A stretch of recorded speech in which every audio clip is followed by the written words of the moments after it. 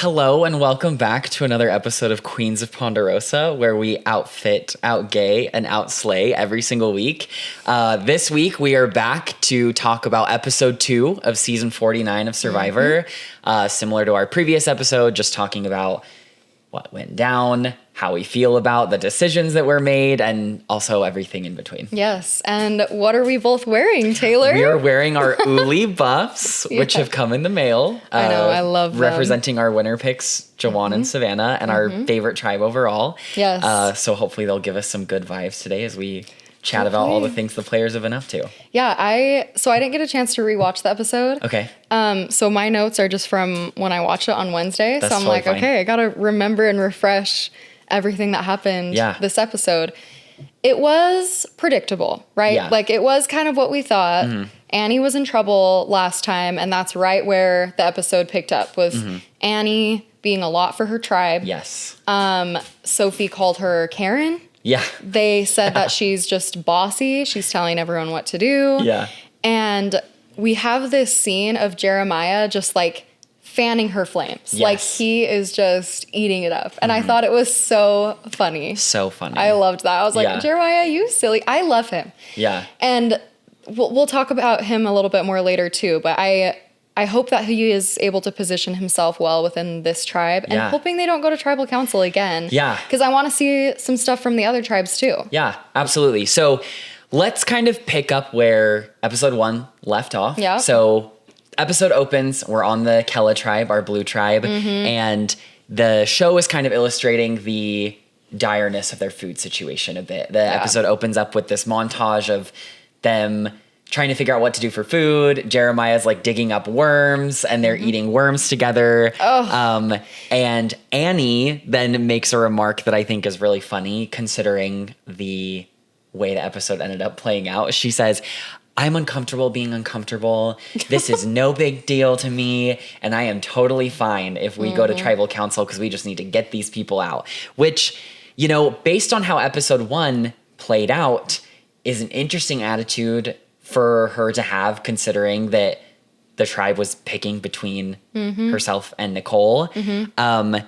So And in listening to her exit press, she knew very well that she was the decoy vote. Yes. And she said that the scenes of her just like wandering off on her own and blah, blah, blah, that was like a plan from everyone on the tribe. Allegedly, that was the plan. From her perspective, that was the plan. And it probably was. People were just like, okay, pretend you're on the outs, but like, you're good. Yeah. But that should tell her, they're okay with me being the decoy vote, and I am on the outs. Like, and I think another common mistake, so it's that one, when your name is like the backup, you should be scared. Yeah. The second thing is you should never be too confident. Oh, that's a curse in Survivor. She was being so overly confident. Yeah. And I think it's because she's probably just done fairly well in her life all the time, in everything she does. Like she works really hard. She pushes herself really hard.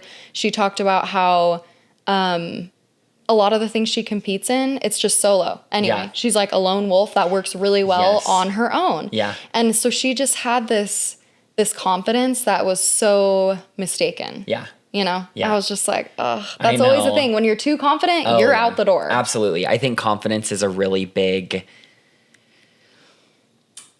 thing to navigate in Survivor, I guess we can say, because you never want to be like so nervous or like paranoid that it causes you to like overthink everything that happens or distrust your allies. But at the same time, like when it's day 5 and you're saying things like, I'm the puppet master, and when puppets are on the stage, nobody really sees who the puppet master is, and like, I'm fine being uncomfortable, let's just get the people out. You wonder like, where does that like come from? Yeah. And I understand that she's a very confident person in general. Like we saw from her pregame stuff, like she is a CEO and she like got into music in her 40s. So like she knows what she wants and she like just grabs it by the horns and does it. Yep.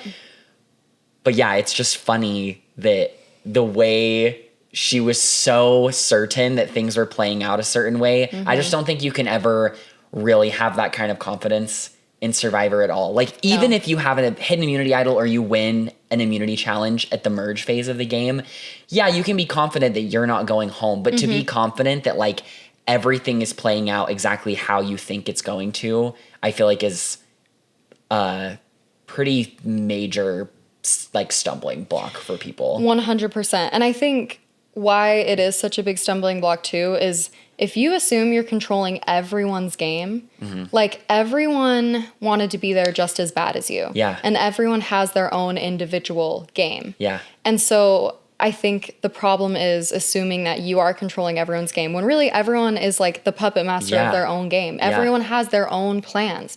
Alex has his own plans. He was apparently working closer with Annie than we thought as well. Yes. She had said that in Exit Press, so we haven't heard from Alex, obviously, but apparently they were tight. Yeah, she said that they met up really only like once a day to talk about stuff. But last week when she threw out Alex's name and Jake's name to Sophie of like, let's get rid of Nicole tonight and get rid of one of the boys next.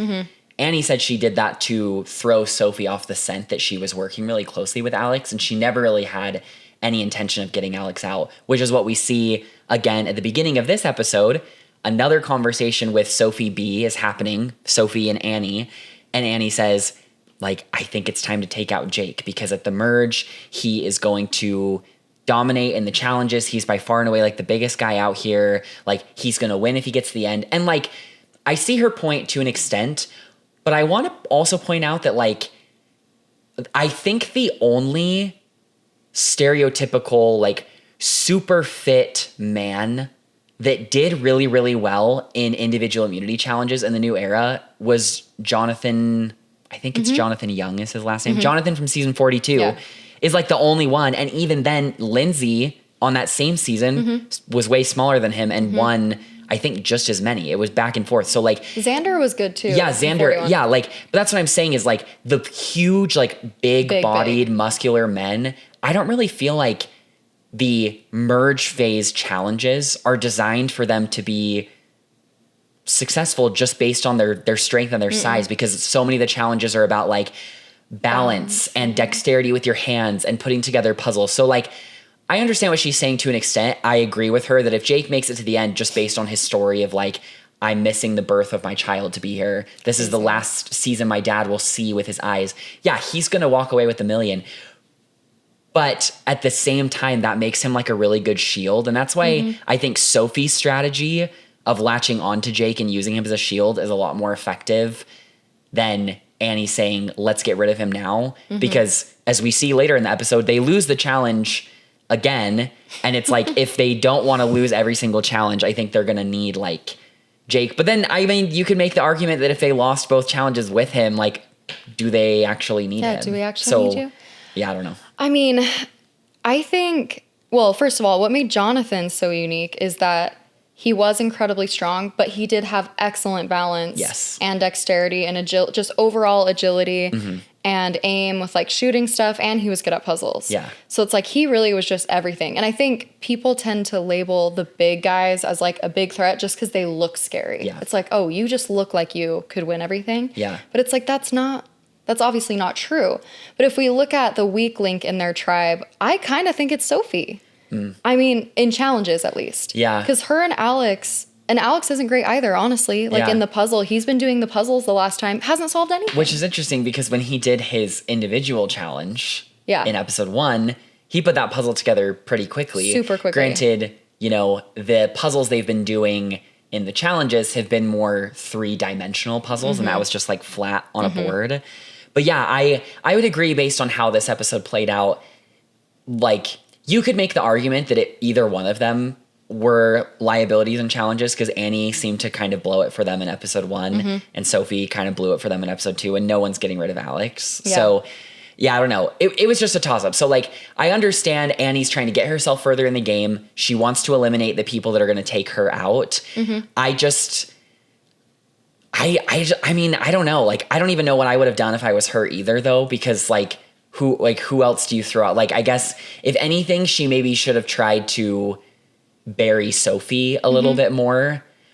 But Sophie was so close with Jake and Alex from day one that like, I really don't know, in spite of some of Annie's like sloppier gameplay moments. I don't really know what she could have done I don't either. this episode to save herself. No, she was unless gone. unless she found an idol, or if they didn't lose the challenge. Like I really don't think there's anything that she could have done. I don't think so either. There was nothing. And I mean, the other option that we haven't mentioned is them voting out Jeremiah, but he's just so under the radar. We kind of forget he's on that tribe. And they're in the 4. Yeah, they're in the 4. Jeremiah's in the 4 with Jake and Alex and Sophie. And then Sophie seems to be really close to Jeremiah on the side. But Sophie is like this to Jake. And Jeremiah does not like Annie. Like, there's the cut of when they get back from the immunity challenge and Annie's like, okay, yeah, like, let's just say that it's Sophie, blah, blah, blah. And it cuts to Jeremiah and Sophie on the beach, and Jeremiah is cackling and is just like, Annie, I'm writing Annie's name down. There's literally no way that she's not going home tonight. With his, like, villain laugh. Yes. Do you love his laugh? Oh, absolutely. It cracks it's me so up. contagious. I love his laugh. Yeah, so that's kind of where the Kella tribe is. Like, we jumped between, like, what they did before the challenge, what they did after.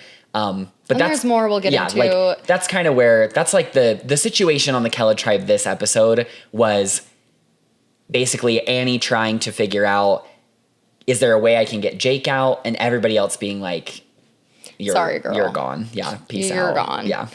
So then next, after the opening scenes of Annie and Jeremiah and everyone figuring out like, okay, yeah, Annie's going to be next, whatever. Yeah. It goes over to the Uli tribe. Yes. Our favorite. A favorite.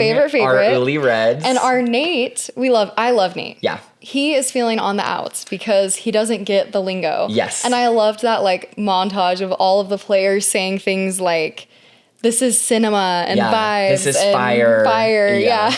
And Riz and stuff. And he's just like, what is going on? Yeah. But he's playing it so well. And he crowned the final member of the 4th being Rizzo. Yes. So Rizzo and Nate have a conversation where they really lock in, like, I feel good about you. I want to work with you.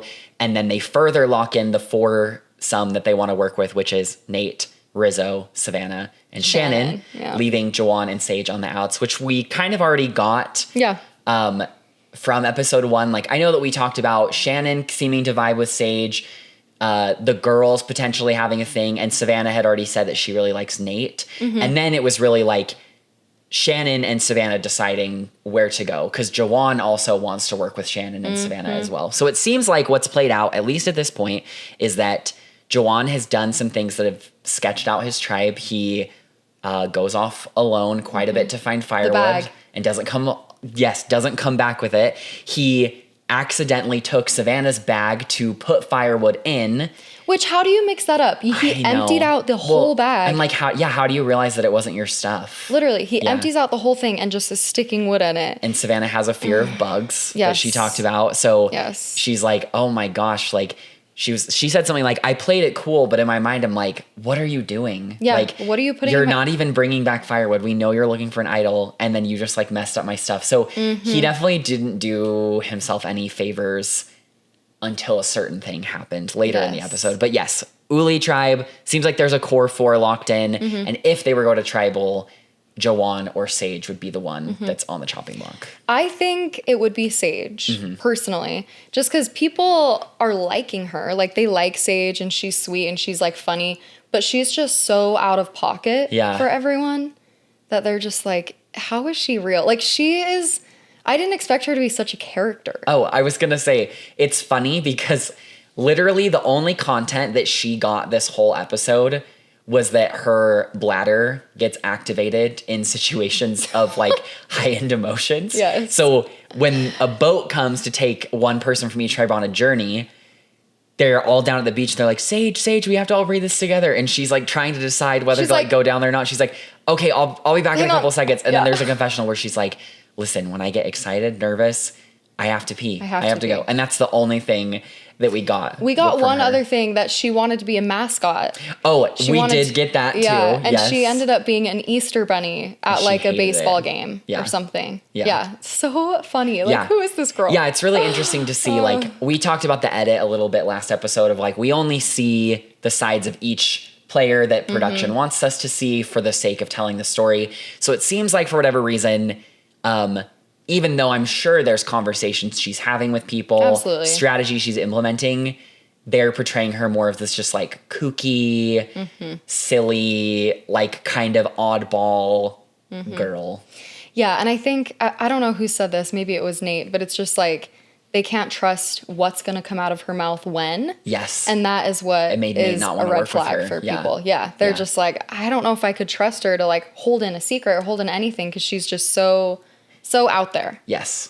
Do you think she has had an aqua poop yet? Oh, what did she call aqua? They call it an dump. aqua dump. Yeah. Aqua dump. I mean, I actually don't know because in the new era, since they don't give them rice, everybody eats quite a bit less. And and now this is an extreme example because she had a lot of dietary restrictions, but Liz from 46 like famously didn't poop until The like entire- deep into the game. Yeah. Like I want to say it was like day like 18, 19, something like Wow. that. So that's an extreme example because she couldn't even eat like coconut or Yeah. anything. But I mean, I don't know. By the end of today's episode, I think they were on day 5 or 6. So I would imagine everybody probably had at least one just based on the food they ate before the game started. Like Yeah, if I'm they sure had they all to. ate a meal before they left. Yeah, 100%. So yeah, I don't know. Oh, It'll be interesting to Sage. see. Oh, Sage. I know. Oh, Sage. Okay, so then moving on to the Hina tribe. Hina, again, very light on Hina this week, which makes sense because they won immunity last week. Spoiler, they also win immunity this week, and we'll talk about the circumstances of that win. But really, the only content we get from Hina is alliance talk. Yep. So we've got Steven, Matt, and Christina linking up and saying, I feel really good about this 3, which is interesting too because they're the 3 older members of Hina. So it seems like age may be something that is bringing them together. But they want a 4th because they want control of the tribe. Yep. And they all feel pretty good about MC. So Matt goes to MC and is like, hey girl, so we feel like you're really fierce. We want you to join our club. We already have 3 people working together and you would be the 4th. So bad. Like, Come on. Survivor 101 girl, never Come let on. people know the pecking order. No. Of course. No. So MC, and I'll give her props because she's such a new Survivor fan. I'll give her props because she instantly is like, Yes. well, yes, Doesn't she say that? She says, I'm going to say yes, Oh. but also I feel a little bit suspicious of this because how long have you 3 been working together? The way that you Yes, that's approached me. right. That's right. How close am I with each one of you compared to how close you are to each other? Like, how am I going to be perceived? Like, am I literally just the 4th vote they need to secure control of the tribe and they'll cut me? So she goes to Sophie S and spills all the tea and is like, hey, Matt, Christina, and Steven approached me. They want me to be the 4th and they want you out because when they first linked up as the 4 of them, they're like, who do we get out first? Jason or Sophie? And Christina says, I think Sophie's way more threatening and emerge. And she's right. She I think is Christina's right. But MC tells Sophie this and is like, I really want to work with you because I feel good about you. I've wanted to link up with you. And this activates Sophie. And she's like, this is a wake-up call. I want to like play more actively than I have been and take control. And then we're left with that. So we didn't really get a lot more from Hina after that. I love this too. Yes. I love this too of Sophie and MC. Oh, yeah. And I think they could be a force to be reckoned with. I think so too. I don't think MC's going to stick with the 4. She might Yeah. if it comes down to it, like, oh, we have to all be together. But I think she could flip it onto Jason or maybe even Christina or Matt because MC was pretty explicit that she isn't feeling Matt. Yes. She likes Steven. Yes. MC loves Steven, Yeah. but she doesn't like Matt. Yeah, I was thinking about that too. Like, if Hina was to lose, what would the play be? Because even if Sophie S and MC pulled in Jason, it's still 3-on-3. So I kind of agree with you that I think what would happen is MC would lobby within the foursome and say, let's get rid of Jason before we get rid of Sophie to spare Sophie. And then they go from there and see if they can pull Steven over to get rid of Matt or like get Matt to say or do something that susses people out. That's what I think what I would do if I were MC. I would get Sophie. I would be like, they want this 4, but I'm not feeling it. Yeah. I like Steven. So what if you, me, Jason, and Steven form the 4? Yeah. Like, how are you feeling about them? And then that puts Christina and Matt on the bottom. I like Christina a lot, and I like want her to stick around. But if I were MC, that's how I would play it. Yeah, and it's really interesting because we saw in the first episode that Christina made some pretty solid bonds with people. Like Jason, they had a scene together of them talking. She had a scene with Steven. So like, I feel like if anything, the casualty of this would be Matt. Because I just feel like Christina has endeared herself in the tribe, and Matt seems like a little less socially tactful, a little more gruff, a little bit less game adept. I think even based on his like preseason press, I could tell that like, okay, like he knows Survivor. I don't necessarily know if he's thinking as much about the intricacies of the game as certain people like Christina might be. Well, and his Survivor knowledge doesn't really match up to anyone on his tribe. Yeah. But he does bring a lot of strength to this tribe. Yeah. So it's kind of like, but I could see if they lose, they might be like, we're getting close enough to the merge anyway. Yeah. Maybe we can get rid of Matt. I don't know. Absolutely. But Steven and Matt have a really strong bond. So it's kind of tricky for Steven because he has a great relationship with MC. MC loves him. Yeah. And he has a great relationship with Matt. But one of his allies doesn't like the other. Yeah. So I don't see it working out. And I'm really proud of MC. Yeah. I love that. As like a new fan and not a huge gamer, I'm like, okay, MC. Yeah. And I think that it's a good position for Steven to be in because if everybody wants to work with you, awesome. Great. But you do have to be very careful at navigating what does that mean when it's time for you to decide who you cut and how do you manage that. So it'll be interesting to see how Hina plays out, but we haven't really gotten a chance because they have won every challenge, which leads us into the circumstances around the immunity challenge this week. So we talked about the journey already. Each tribe had to send one member. So the yellow tribe did rock, paper, scissors, and MC lost to Matt. So Matt goes for Hina. Blue, I think Jake just said, like, I want to go. Yeah. And so Jake went for Kella. And then on Uli, it was Jawan that went. Who also volunteered. Who volunteered and was like, if nobody wants to go, I'll do it, but I don't really want to go either. And they were like, you got it. Because the tribe, I think, is looking for any reason to get rid of him. Savannah does make a comment of like, after we sent him out, I'm like, oh my gosh, like he's going to come back with something. Like, should we have done that? But anyway, they get to the area where they do the journey. And in a pivot from what they've been doing in earlier New Era seasons, it's just like a straight up challenge, which if we're going to keep the format of doing a journey every episode or every other episode in the pre-merge, I like this more than I loved this. Because I thought it was way more fair. Loved. Like we, the infamous dice roll thing from last season of literally Bianca and Justin and I can't remember who the third one was. Literally just rolling dice to see who. Yeah, like I really don't like when we force players to participate in chance-based things. And it screwed both. Justin and Bianca both went home because of that, which is really dumb. So I really liked that they pivoted away from the like, let's see, like the Mario, like the Mario Party isms of it all, and focused more on like, all right, here's this challenge, and whoever wins gets a chance to get this advantage. And I loved this as well because Survivor, to make it far and to make it to the end, there already is such a huge component of luck alone. Oh, yeah. You don't need the stupid challenges and rolling dice and gambling with your vote. Exactly. To acknowledge that there's so much luck involved. Yeah. So I hate when they throw in things that it is just unlucky. Yeah. And one quick thing before getting into the challenge, I loved how they all sized each other up, and Matt was like, okay, so all the big guys got sent here. Yes. Like, I'm screwed. Yeah. And I loved the challenge dynamics too, where they have to kind of play against each other and pick someone. I was surprised we didn't see more of that. It seemed, based on the way it was shown on TV, it seemed like it was really even, and it just ended up being that Jawan won. Because the challenge for our viewers that maybe didn't watch the episode, they are shooting coconuts into baskets, and each person has their own basket.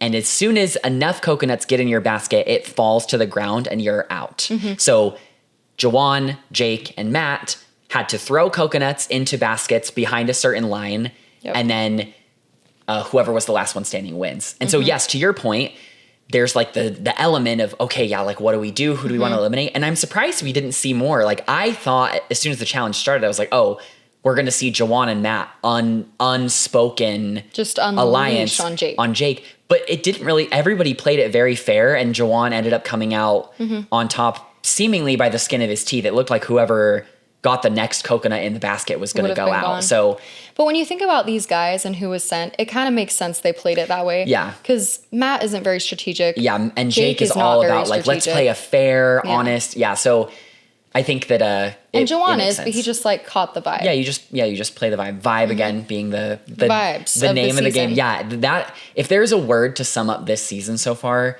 vibes. It's vibes, because the Red Tribe is, vibes. They've said that, but even on Hina, we're seeing vibes of MC being like, and they're then strong vibes. On Kella, like, this like foursome like has good vibes with each other. Like, anyway, so Juwan wins the which he needed challenge. it. Which he needed for sure. This. He gets the option. There's help yourself or help your tribe. So by helping himself, he can steal the vote of either Jake or Matt and bank it as an extra vote. And so they would lose their vote at the upcoming tribal. Or he can help his tribe by giving either the Hina or Kella tribe a disadvantage at the next immunity challenge. He gets back to his tribe, tells them that he won, and he has picked the tribe disadvantage, which I think was the smart move to do. 1,000%. I would have done the exact same thing, especially because if you have an extra vote, sure, it can be powerful, but I think the guarantee of winning tribe immunity is a much early on. Yeah, it's like it's a more sure bet, because usually for an extra vote to be useful, there's so much like circumstantial knowledge that you need. Like typically, like you need to know how everybody else is voting.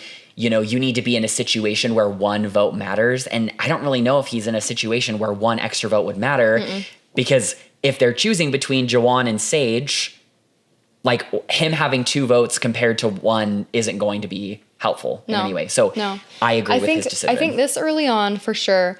And I also think Juwan is like aware of where he stands on the tribe. Yeah. Like he's a really smart player. Yeah. Obviously he's your winner pick. Of course. And he played so this proud out of him so this episode. perfectly. Yeah. Because he knew that he wanted more like relationships on this tribe. He like told them everything. He was super honest. Yes. He had the advantage. To show them, yeah. Disadvantage. Like tribe disadvantage. Tribe disadvantage.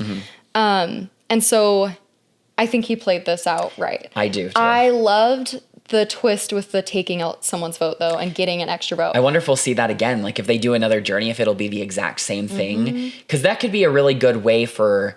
It's powerful. To like even the playing field a little bit. Like if somebody from Kella goes on a journey next episode and they win and they pick tribe disadvantage, it might give them a chance to win and earn their flint and like reverse their curse per se, if we want to do a throwback to Ghost Island. Yep. But yeah, I am really proud of Juwan. Shout out to my winner pick. I was feeling kind of nervous based on how the first part of this episode played out, but he showed up, he slayed, he outfitted, outgayed, outslayed. He did. And I'm really proud of him.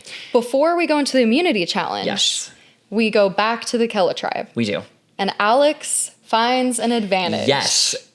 Like, love the biggest part of the Kella dynamics in this episode were the Beware advantage and all of the, like, hullabaloo that came out of it. So, yeah, he finds this. He finds it in a tree, and he's like, I'm taking this. And Jake was right next to him. Yes. And he's like, I'm telling Jake. Which, whatever, we'll talk about that in a second. But it tells him to go dig by the water well, and they dig up this massive chain, ball and chain, and like a key on the end. Yeah. And it tells them to go where to go look for the idol, a box to the idol. So there's a map. Yes. And it says that you have to take the key that's on this giant heavy ball and chain. You have to go find this super tiny lockbox in the forest and unlock it. And it marks like the general area. Yes. So Jake and Alex are going to the water well to get it, and they tell Sophie. First of all, they dig up this chain that is incredibly massive. Oh yeah, so big. The ball is huge. Yes. And I think a lot of these Beware advantages in the new era force you to tell someone. Like, you need help. Yeah. Like, I don't know how anyone would get away with carrying that massive chain. Oh, yeah. Because they had to walk pretty far. Oh, yeah. And it cuts to Alex and Jake walking, and Jake offers to carry it for Alex. And it's, like, draped over him, and it's so noisy. Yes. Like, super noisy, super heavy. Super heavy, super loud. There's no way. Like, it would be so hard to do that on your own. Yeah. So that's something that's tricky about these Beware advantages, because we're always like, don't tell anyone, Yes. which I agree. They kind of force you to They force get you to tell at somebody least involved. one person. Yeah, absolutely. Alex decides to get everyone involved at different times. Yes, Jake originally, because the way that it played out is he finds the Beware advantage before they go to do the immunity challenge. And it tells them, you're not going to get more information about the Beware advantage unless you lose this challenge. So they do the immunity challenge. Jawan plays his tribe disadvantage on the Hina tribe, saying, Smart. Kella's already gone through a lot. And they probably also were like, we can beat them already. We don't need to give them a disadvantage. So disadvantage is given to the Hina tribe. Sophie's reaction, I hated. Yeah, I think that, so the disadvantage was that it was two-pronged. First half of the challenge, when you are basically getting all of your members through like a ropes course and like up on top of a like wooden structure, every member of the tribe has to carry 20 pounds of coconuts. Disadvantage number 2 is that in order to unlock your puzzle, you need to get a key and unlock it and then untie like all the rope. Yeah. The Hina tribe has 10 keys instead of 1, and they have to figure out which key is the right one. So pretty massive disadvantage. Hina's like really pissed. And yes, Sophie S says, Jawan says, oh, I feel like I didn't want to do this to Kella. They've already been going through a lot, so I need to give it to Hina. And Sophie's like, I don't buy that at all. This just seems like a shot at Hina. Like, it seems like they want to. Yeah. And like, yeah, I understand it to an extent, but at the same time, I would have done that too, because the Kella tribe has already proven they're pretty bad at challenges. I don't think you need to give them a disadvantage.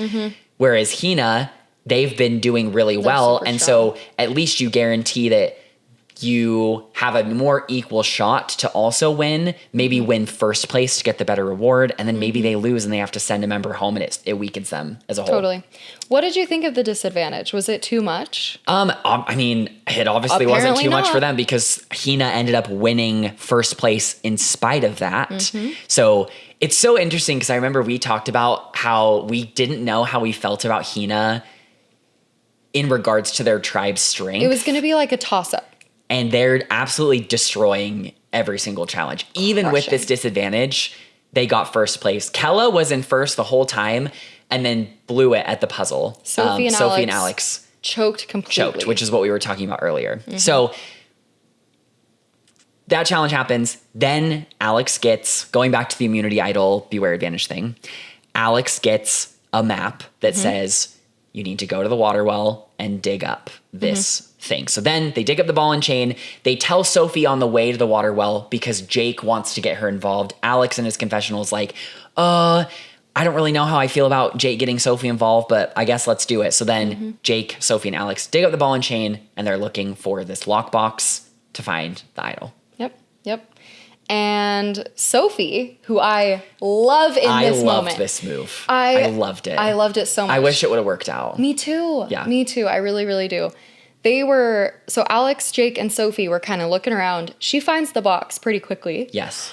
And she buries it and leaves. She's like, I am going to keep this for myself. And she says, I am going to take the ball and chain over here to hide it while we're looking for the lockbox that nobody And they're like, what are you doing with it? She's like, I'm just moving it over here. I'm taking it to this side of the woods.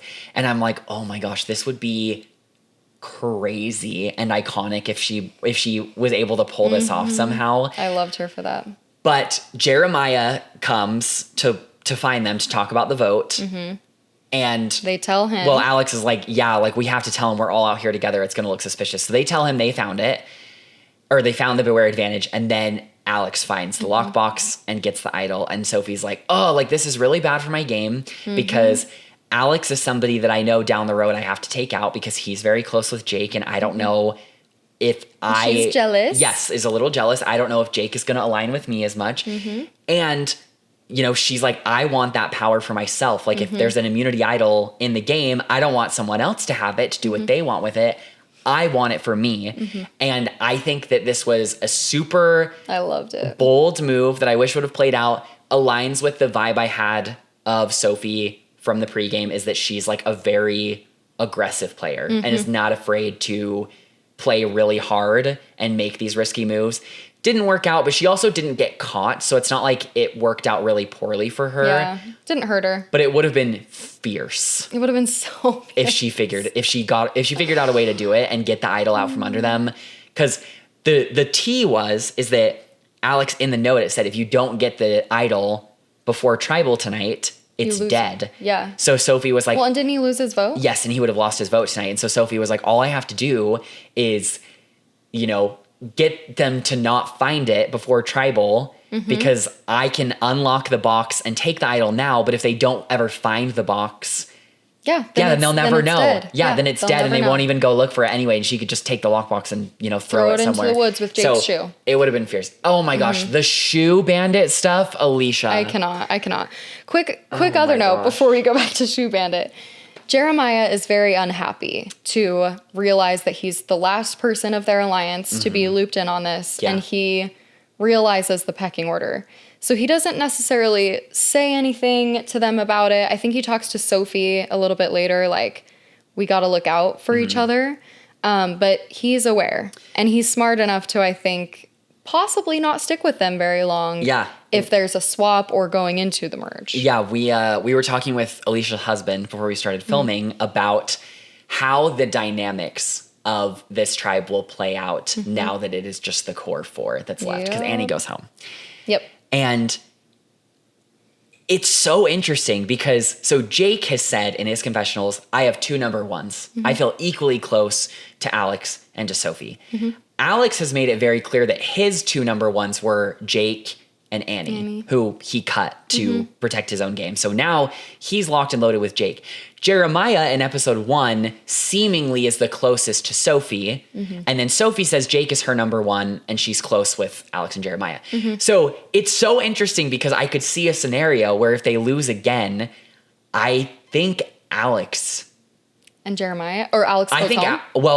I think Alex is potentially in the hot seat because Jeremiah is like, Sophie, it has to be one of them. Like, we have to stick together because they are going to be closer. I think Jeremiah could feed into Sophie's paranoia around the fact that Jake and Alex are very close and that she might not be as close with them. Jake is obviously trying to please both sides. So I could see a scenario where Sophie says, like, yeah, let's get Jeremiah out. Yeah. And then tries to flip it onto Alex, and then it's up to whether or not he plays the idol. I could see it. Do we think Jake is willing to write down Alex's name, though? I mean, I think that if he knows that Jeremiah and Sophie are doing it, he's not going to go to rocks for him. Yeah, I think that's true. Does Jake tell Alex to play his idol and say, like, hey, they're trying to get you, and then Sophie goes home? Like, that's what I'm seeing. I'm seeing, if they lose again, I'm seeing it's either going to be Alex or Sophie, and it really comes down to whether or not Alex plays his idol. Now, I could be completely wrong. Like, maybe there's a swap, maybe they win, maybe there's other dynamics that come into play, like with another journey or something, but it'll be very interesting to see how this plays out now that it's down to the core four, because they're all in an alliance together, but they have, like, intersecting loyalties where Jake and Jeremiah are Canadian, and then Sophie's number one is Jake, and Jake's number ones are Alex and Sophie, and Alex's number one is Jake, and Sophie's sus of Alex. Like, it's so complicated. It's messy. Yeah. Because I'm trying to think through, if Jeremiah went to Sophie and was like, we need to get out Alex, I could also just see Sophie going to Jake and being like, Jeremiah wants to get out Alex, let's just get out Jeremiah. Because I think she's fiercely loyal. Like, she's really, really loyal to Jake. Yes. And I think she wouldn't want Jake to be upset at her if she voted out Alex. I don't know. Because then she's also petty enough where she doesn't like Alex and wants to steal his idol. Well, and I think that, if anything, she would recognize, like, voting Alex out puts me in a better position because then Jake and Jeremiah both need me. Like, I'm in the middle. That's true. And Alex said that when he was talking about, I don't know if Sophie's name was ever really on the chopping block, but there's a confessional where Alex says, like, it might not be bad to get rid of Sophie because then Jake would have to come to me because his other number one is gone. So, like, I could see Sophie doing that same thing of, like, get Alex out, then Jake has to stick with me, and then I basically get to pick, am I going forward with Jake as my meat shield, or Jeremiah, where we both can just play like really low-key undercover and dismantle from within. Because it's seeming like the story of this season is, yet again, we're going to have the blue tribe as the disaster tribe. So there's a disaster tribe. 41, we see like Shannon Ricard make it super deep, and they're on the Uwa tribe, which lost 4 of the 6 members. Girl, how do you even remember the names? How do you remember all this? I don't know. Honestly, I have no idea. I think it's just because I feel like Survivor is like the one thing that is constant in my life. Yes. And I just get really into it. Then we saw 44, the Tika 3, like Carolyn, Carson, Jam Jam. They were 3 of the final 4. And they Jam were Jam on won. the disaster tribe, and Jam Jam won. On 45, we see Emily make it all the way to final 7 and only get taken out because of a hidden immunity idol play by Julie, facilitated by Dee. And then in 46, Kenzie's on the disaster tribe, and she ends up winning too, and Q and Tiff both make it deep in the merge as well. So I definitely think that whoever is left standing, if the Kella tribe continues to lose, is going to go far. I just don't know who it's going to be because all of these intersecting loyalties and dynamics that we're seeing. Yes. And I do think, I remember Sophie mentioned it in this episode, but Erica mentioned it in season 41, that the people who go to tribal early in the game or are the disaster tribe have an advantage because they do have to test these alliances and test who they trust and can they trust them or not. They have to go through the pressure of tribal council and answering the questions from Jeff and being diplomatic and lying to someone to convince them that they're not going home. So it's like they've been playing the game. They're exercising those muscles way before everyone else. Yes, but Hina and Uli, they haven't had to like try this out yet. They're Savannah is chomping at the bit. She wants to vote someone out. She's like, we got to get this game going. And so I do think those that survive from disaster tribes have that advantage, and they've been playing Survivor really longer than those that hadn't. Absolutely. Erica still won though. So she did. Whoever, if they're not on the disaster tribe, there's obviously still a chance. They've like been able to evade tribal council that long. Yeah. Honestly, it goes back to like what you said at the beginning of the episode, talking about luck. Amber, the winner of Survivor All-Stars, said the same thing at Final Tribal, that the thing that she used to win, or the way that she would describe her game, is with luck. Yeah. So disaster tribe, you're going to make it far. Sometimes you win. We saw, like we said, Jam Jam. We saw Kenzie. We saw like Denise win on Philippines.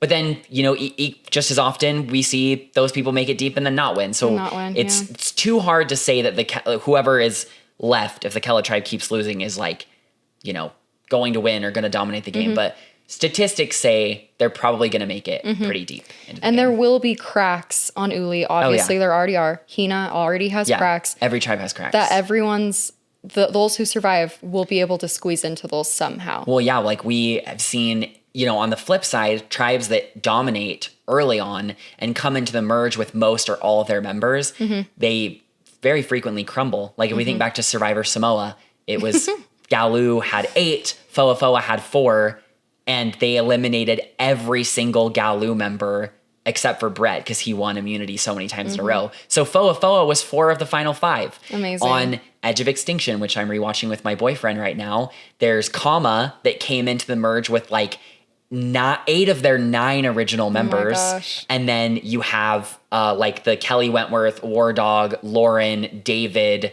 foursome on the bottom, and Rick Devens comes back in later. And the Kama tribe just like implodes, and they get rid of 3 of their members right away at the beginning, and then it's anybody's game, So I definitely think that if the dynamics continue to play the way they do, Kella keeps losing, Hina and Uli stay solid, when the merge comes, a lot of these tribes that think that they're like a strong unit, it's just not the They're case. not. It's not. They really are not. Yeah. So I have hopes for them. I think Alex is a shoo-in in surviving. Or I'm sorry, Jake. Yeah. Jake is going to be surviving no matter what. Jake's surviving no matter what, and Alex has a good shot with his idol, so if he plays it out, if he plays it right, so I think it'll be, I honestly, like I said, it depends on when they merge, if there's a tribe swap, but I agree with your assessment. I feel pretty confident in saying that, like, I think Jake is pretty safe. I also think Jeremiah is pretty safe. I think Sophie and Alex are the ones that are going to be left to fighting against each fight other. it out. Yeah. Yeah, who knows? And Who knows? the good news is the next episode, it's not going to be as cut and dry as this one was, or even the premiere, where it was pretty like, okay, Nicole's going home. This one, it was like, oh, Kayla's going to tribal council. We know it's going to be Annie. So that'll be exciting. Yeah, no matter who loses, it'll be maybe a little more interesting than these first 2 weeks you've seen, because it's been pretty chill, which is okay. Doesn't mean that every single episode has to be, you know, balls to the walls, crazy, bonkers gameplay. But it has been 2 pretty straightforward votes, unanimous votes both times, and not a lot of movement on the other 2 tribes. Yeah, not a ton. No other advantages found from the other tribes that we know of. Yes. So we'll see how it plays out. And Survivor early on, I feel like after episode 4 or 5, it really starts to get more interesting. Yeah. But you have to like set the stage and know the players and know the dynamics. Introduce the characters, what's everybody's story, who they are, for sure. The last thing I would love to talk about before we wrap up this episode is Jake's decision to tell Annie about the idol. This I was a little bit... To tell Sophie, you mean? No, to tell Annie. To tell Annie? Or I'm sorry, Alex to tell Annie. Oh, okay. I keep mixing up Alex and Jake you're okay. sometimes. I was like, I don't remember Jake talking to You're like, Annie. what are you talking about?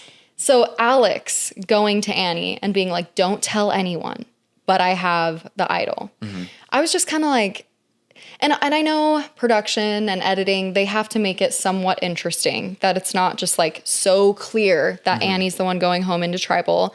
So they have to make it like, oh, is Alex gonna play the idol for her? Is he gonna keep her somehow? We don't know.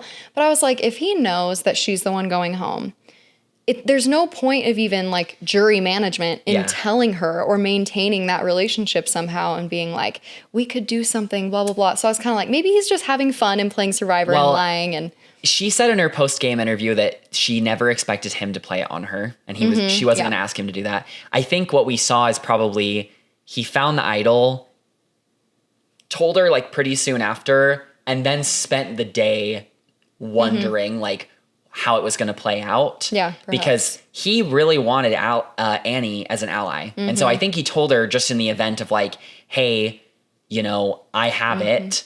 Let's keep it under wraps. And then when it was a pretty done deal that it was Annie going home, he was like, okay, well, like we're just going to cut her. And then, you know, now everybody on the tribe knows that he has the idol anyway. I almost wonder maybe if he told her to, just so that she would hear it from him and not from someone else in the event that she did stay or like play her shot in the dark or something.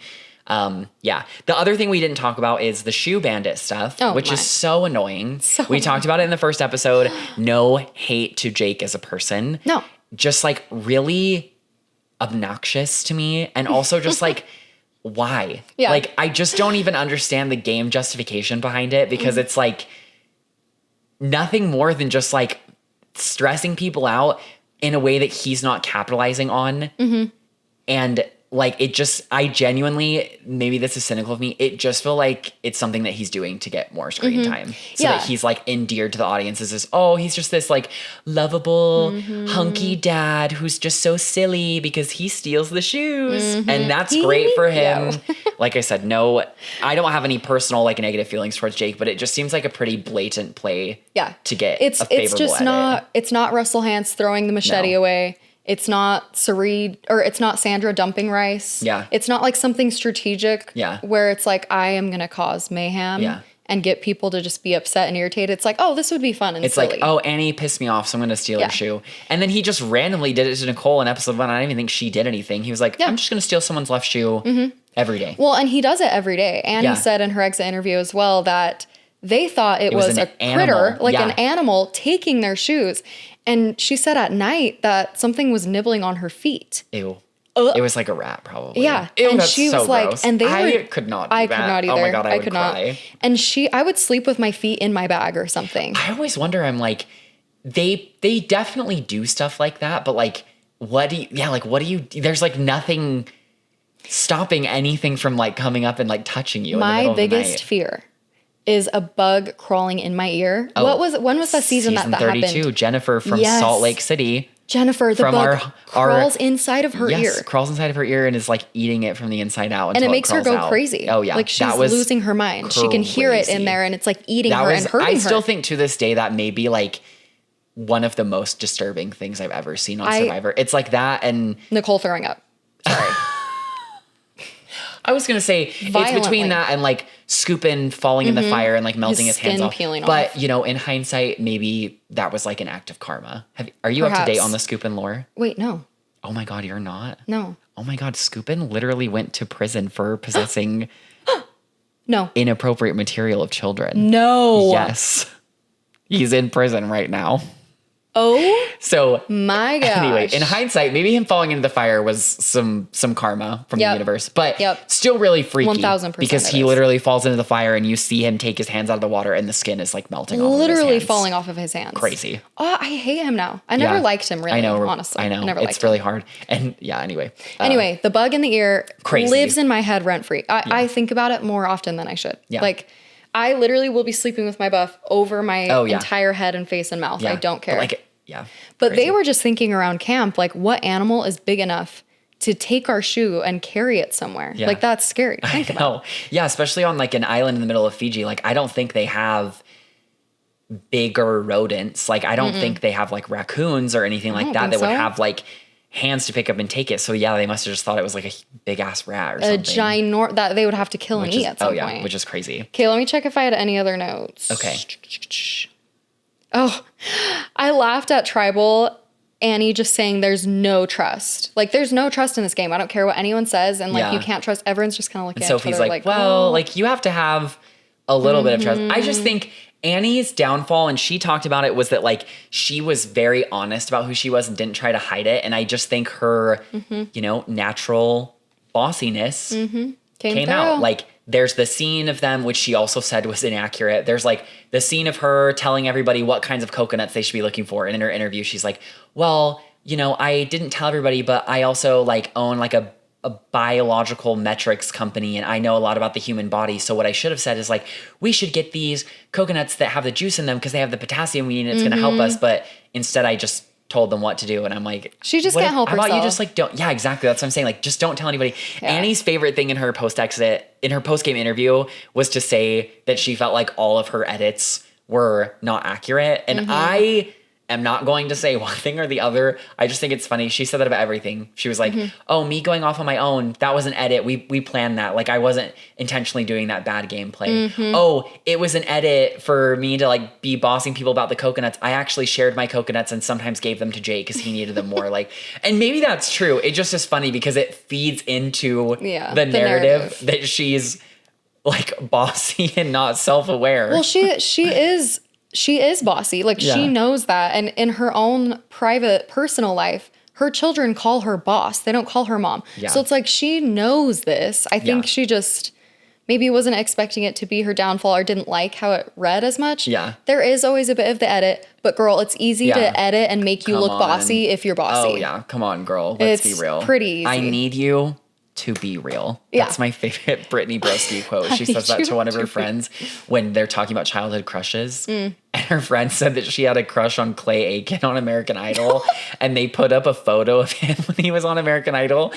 And Brittany just looks at Fred and she goes, I need you to be real. And I say that all the time. And that's what I'm saying to Annie. I need Annie. you to be real. We need it. Be serious. Annie's so silly. We love her. She's we do. sweet. Shout out to Annie. Stream Trashy Annie on Spotify and Yes. Apple Music. I've listened to some songs and they are songs. They are and Trashy you should Annie? listen to them. Yes. I'm excited. They are great. One other funny just clip of Annie before we really don't mention her for the rest of the season. Yeah, rest in peace. In the immunity challenge, when Alex and Sophie are doing the puzzle, she's literally clapping at them. chomping at the bit and is literally like, She was like, you guys, oh that my gosh, like why is nobody listening to me? Even when she got voted out and she just says under her breath, she just goes, unbelievable. yeah. Oh my God. She's kind of fierce. Unbelievable. Like I the love more her. that I'm sitting here talking about it, I'm Yeah. like, I kind of wish she stayed. Because I really you need, like- yeah. you need some of that just like pure nerve.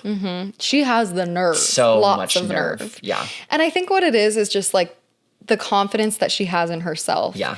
And if it sometimes leads her to like not reading the room right or being a little delusional or not very self-aware, it still is just fun. Yes. To like, you just can't help but love someone that is so confident. Yeah. And they play the game differently if Yeah. they're confident. So it's Absolutely. like, we will miss that. Yes. We will miss that. We will miss you, Annie. We'll miss you Yes. on the show. We will. See you on stage. Alicia and I would like to debut a new segment in this episode called Queen of the Week. Now, Yes. here at Queens of Ponderosa, Alicia and I are like the biggest queens of them all, obviously. But we want to recognize a player each week based on our own criteria. You know, we could base it on gameplay, we could base it on like funny moments, but we're both going to talk about who we feel like our queen of the week is and Who why. outfit outslayed this week? Absolutely. I feel like for me, my queen of the week, I'm tossing it up between Sophie B, just like from the pure nerve of her wanting to like steal the idol in front of her allies, and I wish it would have worked out. Or on the other hand, I also want to give it to Jawan, because Jawan balled out literally with the coconuts, shooting those baskets, Kobe, and got the tribe disadvantage. Did it end up mattering? Not really, because Hina got first place and Uli got second place anyway. But I'm tossing it up between them. So I feel like what I'm going to do, just for the audacity of the move, and because, you know, I don't necessarily think her gameplay was bad, because she's still here, locked in with her alliance, like knows about the idol. Jake obviously trusted her enough to tell her about it when Alex didn't want to. So she's doing something right.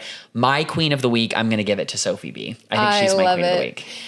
I love it. That move alone gives her a crown. Like, we haven't seen someone do that, where they deliberately just try and hide it, and then just moving the chain just nonchalantly, like, oh, I'm just moving it to this side of the woods, like I'm just a girl. Yeah, like, that was fierce. And then when Alex like finds the box, she just rolls her eyes and is like, oh my gosh, like damn. I just love her energy. I love it, and she is playing well. Yes. I agree with that. Those were my two picks as well. Okay. Was Sophie B or Jawan. And I don't know, but maybe also MC. Yeah. MC, actually, you know what? Okay. Can we cut the crown in half and give one to Jawan and one to MC? Yeah, we just had Mean Girls Day. The day of filming today is October 4th, and Mean Girls Day was yesterday. So in honor of Mean Girls, you can take your tiara and break it into pieces. We'll break it in half then. Okay. So we can give one to Sophie B. We give one to Jawan, obviously, and then one to MC. Fierce. Because she is showing up and she's like making her own moves. I love when people don't just go along with what everyone else is doing. They're like, okay, this is an option and I'm going to create this option. Yeah. And I didn't expect that from MC. So that's why I'm like, queen behavior. Definitely surprised me a little bit. And that's just where like snap judgments come in of like, oh, you just watched all of Survivor in less than a year. Like, what do you really know? And I think she did the perfect move of like, she did. I realize that I'm on the bottom of this. I need to secure my own position. I want to work with somebody that I trust. And Sophie. She did exactly right. So yeah, I agree. She deserves a piece of that crown. And then obviously queen behavior from Jawan. Yeah. Like he read his position well, and he is a big fan. He's a big, big, big fan. Yes. And an extra vote is very tempting. Like very tempting. Super, super tempting, because it is very, very powerful. Yeah. But he was like, I'm going to do the right thing. Yep. He crushed it in the challenge. He did. He gave the disadvantage to the right tribe, and it paid off for him. Yep. And it bought him a little bit of grace with Savannah, who has kind of something against him for some reason. So great plays from Jawan. I think it's saving some face a little bit on the tribe. Absolutely. With that, we want to know who your queen of the week is. Yes. So listeners, watchers, tell us in the comments, who's your queen of the week? Why are they your queen of the week? Criteria, there are none. If your queen of the week is Annie because she is bossy, we love that. So tell us who your queen of the week is. Because she's bossy. I love it. Yeah. She is shamelessly. Yeah. Oh, I love it so much. Thank you so much for joining. We're excited to see how next week plays out. Did you watch the preview? Yes. Are we going to see a potential medevac next episode? That would be insane if that happens. Because he's like the one Jake. So if you don't want to know, stop listening now. Stop listening. The preview for next week shows Jake allegedly, based on what we heard from Alex, getting bit by a venomous snake. A snake in the water. Ocean. He's like, it latched onto me. And they show a snake swimming away that's like black and white poisonous. Yes. And Alex is like, this is a highly venomous snake. I'm worried about his life right now. So hopefully he didn't actually get bit and it just hit him on his leg or something like that. But like, we've never seen a snake bite. I was just about to say, like, I don't think we've ever seen an evac for venom or poison anything before. It's usually always either just like injury or like exhaustion, you know, We have or seen some constipation. nasty bug bites. Yes. But never a medevac. Yes. Medevac for a bug so bite. it would be or a first, and snake it would be devastating because, like we just talked about, Jake is. bite. A shoo-in. Yeah, like I think he He's is the safe. most safe on this tribe. Like everybody's working with him. So yeah, it'll be really interesting to see how I next week forgot plays about out. that until you said Crazy. that. Oh my gosh. I hope not. Yeah. We'll see. Fingers crossed. With that, crossed. thank you all for listening to another episode of Queens of Ponderosa. We wish all of the outfitting, outgaying, and outslaying for you this coming week. Tune in again next week. We'll recap episode 3 of season 49. And in the meantime, leave us a comment below. Tell us how you feel about the season, who your queen of the week is. And we'll see you next time. Queens have spoken. Bye. The queens have spoken. Yes. Bye, y'all.